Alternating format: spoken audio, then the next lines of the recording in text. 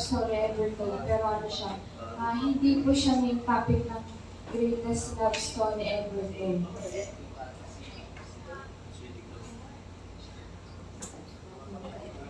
Yung topic po nito is, question po kasi ito. Topic ano siya, greatest love story ever told, pero yung dulo ng topic. So, yun. Sabi po dito, i-describe ko po ito. Yung una po, yung Adam sin. So, yun. Yung Adam sin ay yung una. Doon po sa buklat ng original sin, doon kay Brother God. Tapos yung doon sa apostolic na doctrine po natin, yung fall of man. Yung fall of man, tapos yan sa apostolic doctrine yung number 4. So, ang may tanong kasi po dito na, did Adam really sin? So, si Adam ba yung talaga nagkasala? Yung kasalanan ni Adam, pinapatungkol ay tinatalks about sa kanya na dinidisobey na yung Diyos. Order na, di ba, na masave yung kanyang asawa, which is Eva. So, hindi natin tutukunin yung sa una. Yung dun lang sa kay Eva. So, yun na yung tanong na, did Adam really sin? Kasi nga, madaming churches na nagsasabi na hindi siya nagkasala. Hindi siya nagkasala kasi, ano lang siya, nagkakaroon lang ng tinatawag natin yung deceive. So, dito sa Romans chapter 5, yung Romans chapter 5, ang sabi ko dito, siya talaga yung nagkasala sa paanong paraan.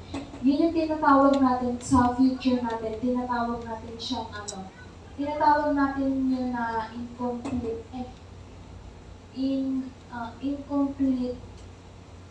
tinatawag natin siyang incomplete LCM.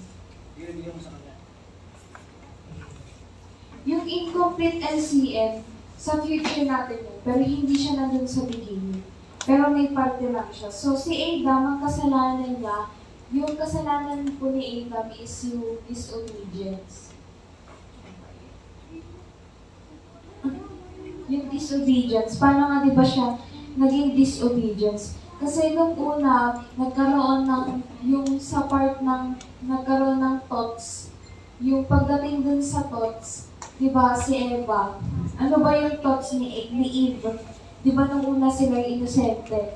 So, what is Eve thoughts inside the Garden of Eden? She thought na nag-o-obey siya dun sa Diyos. Pero, totally hindi nga, kasi hindi niya alam kung ino-obey niya ba talaga yung Diyos ng kanya. Pero ang alam niya, ino-obey niya. Kaya nga di ba nagkaroon ng deceive? Yun, na-deceive siya. Ngayon, yung ang ginawa, pero sa message natin, si Adan, yun na, sa apostolic doctrine, at saka doon sa booklet ni Rivalidad, sinabi doon na, si Adan, alam niya talaga yung lahat. Kaysa doon kay Eva. So, mas progress yung unawa or yung kaalaman ni Adan yung sa loob ng Garden of Eden, kung ano ba yung pinapatupad doon. At saka na yung inuutos ng Diyos. Kasi nga siya yung lalaki. Pero dito, hindi nga di ba niya alam. Pero ang ginawa ng husband, which is si Adan, he knew, so ang ginawa niya, he saved Eve by covering Eve's sin. So, ibig sabihin, kung ano yung nangyari kay Adan, is magkakaroon siya ng tipo dun sa annex na darating na anyo. Pero kasi na dahil nagkasala sila. So, yun.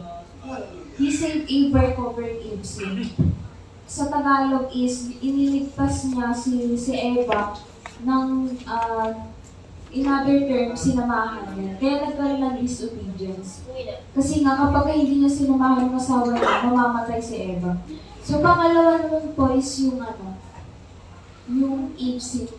Yung Eve sin, mas malawak siya dun sa kasalanan ni Adam. Yung paliwanag dun sa kasalanan ni Eva is malawak siya dun sa kasalanan ni Adam. So, ano ba yung progress, yung shallow to the deepest na paliwanag kasi merong progressive, meron din basic na understanding kung ano ba yung kasalanan ni Eva. Dito, dito sa ang kasalanan ni Eva is yung tinatawag natin na unbelief. Yung unbelief, nakasulat din po kayo sa booklet ni Brother Dan. Ayun.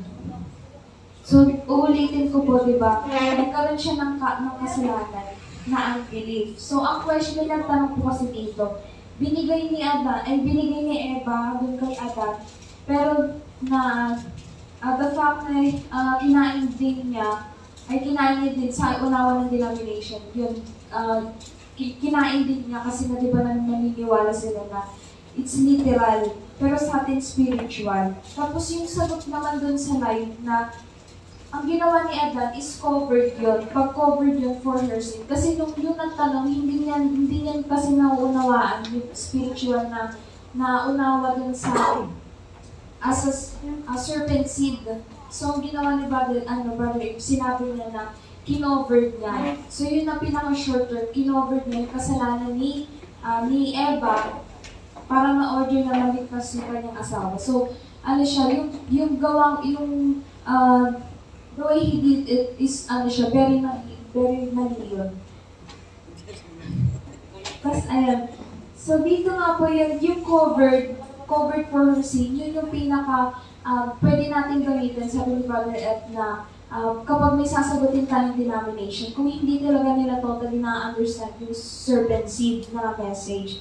Ngayon, dun sa AFC, yun na yung ginagawang halimbawa, merong shallow to the deepest na paliwanag. So, yung basic, di ba, ang alam lang nila is may kinain. Di ba, nadaya si Eva, tapos naniwala siya dun sa serpente. Pero sa deepest, yung deepest na paliwanag natin, o yung progressive, nagkaroon siya ng medyo may pagka-dominating. So, hindi talaga siya pwedeng gamitin na dominating kasi hindi naman siya nag-dominate totally ng buong dominating dun kay Adan. Ang nangyari lang is, naging under her skirt si Adan dun kay Eva without intentional. Yung term mo, underskirt. Under her skirt na. Ayun, under her skirt. Ayun, naging under her skirt siya, si Adan. So, sa future natin, meron siyang tipo. Yung under her skirt na tipo is, kung ano yung nangyari dun sa Garden of Eden, dun sa especially dun sa wife, is siya, tinatawag natin siyang lukewarm. So, kahit na di ba ngayon is nangyayari siya. So, ayun, alam ko na pala, yung form of sin, ito, yung progressive na unawa doon sa kasalanan ni Eva, tsaka ni Adan, is yung immorality. Yung ibig sabihin dun sa immorality, in-express ni Adan yung kanyang pagmamahal in the face of immorality. So in English, expression of love of Adam in face of immorality. So kaya ba natin na i-forgive yung asawa natin, yung asawa mo, without facing the immorality? Yun yung pinakatanong sa message na to. Kaya mo bang kapag nagkasala yung asawa mo, is kaya mo bang i-forgive yung asawa mo nang hindi ka nagkakasala? Nang hindi mo siya inaharap dun sa likod ng kasalanan? Yun nga yung tinatawag natin na immorality. Kasi yung nire-remind sa atin na kailangan natin ng responsibility. So meron tayong pamilya, pero ang sabi doon, kapag kayo nagkasala yung iba, is nagkakaroon ka din ng defensive knowing, kaya pati ikaw nagkakasala din. So kailangan siya lahat may dance sa offensive. Pero ang sabi doon, tama yung ginawa ni Adan na alternative to divorce kasi iniwanan niya yung kasalanan. Pero yung ginawa niya din sa unang part is mali talaga siya kasi niligtas ni Adan yung kanyang asawa sa immoralidad. Yun lang po. Sinabi, Kasi mahina ko yung silang pasita. paano mo, parang, diba, i-cover mo yung, si Adan, kinover niya si Eva, na hindi siya magkakasala. Nabanggit mo, paano yung pagkakasala? Bagong age. Anong ibig sabihin? Paano ibig sabihin ipinovert ni Adam si Eva na hindi siya magkakasala? Si Eva? Si Adan. Si Adan. Kinover niya si si Adan, Eva. di ba? Si Eva, kasala na si Eva for unbelief, sabi mo. Paano hindi siya magkakasala? Ngayon, ang ginawa ni Adam, kinoconnect mo sa immoral. Ang tawag mo doon term doon sa immorality. So, ginawa ni Adam, kinovert niya yung kasalanan ni Eve. Kumbaga, yun yung sabi mo na shallow to the deepest. May naman. Shallow to the deepest, di ba? So yung deepest, ini-explain mo. Nag-gets ka na. Ako yun, sige. Yung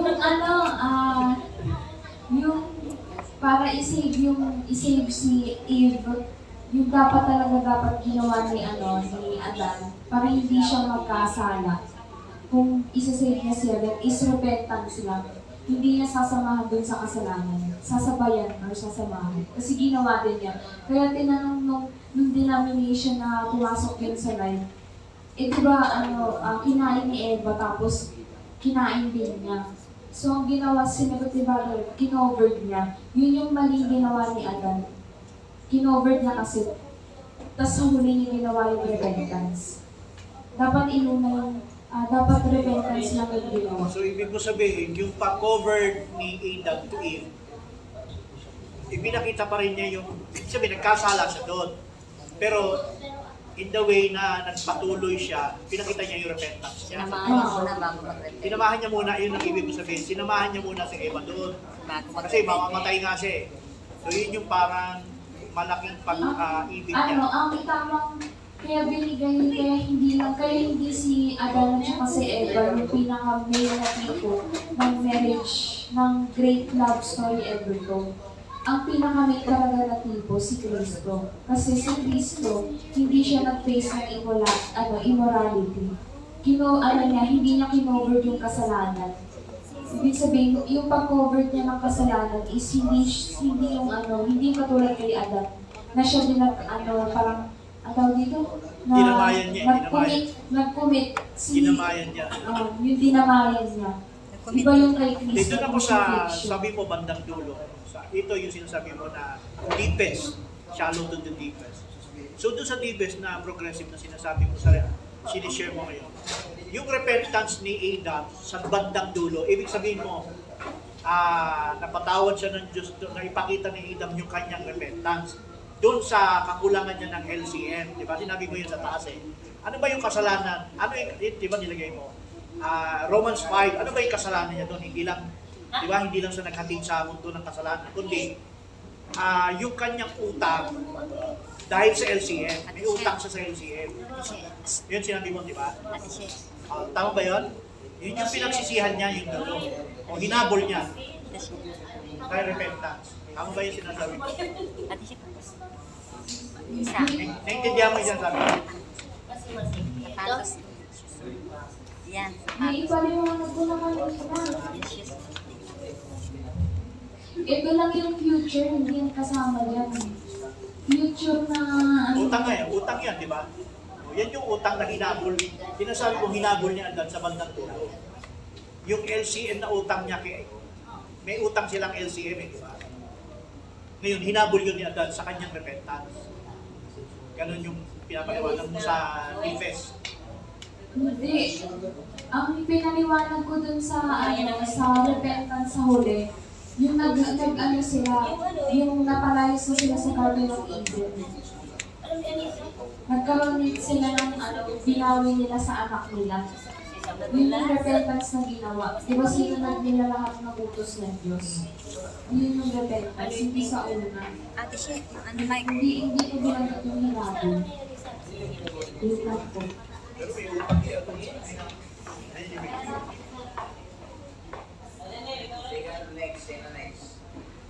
O sige na. May utang siya. Utang siya doon sa LCM.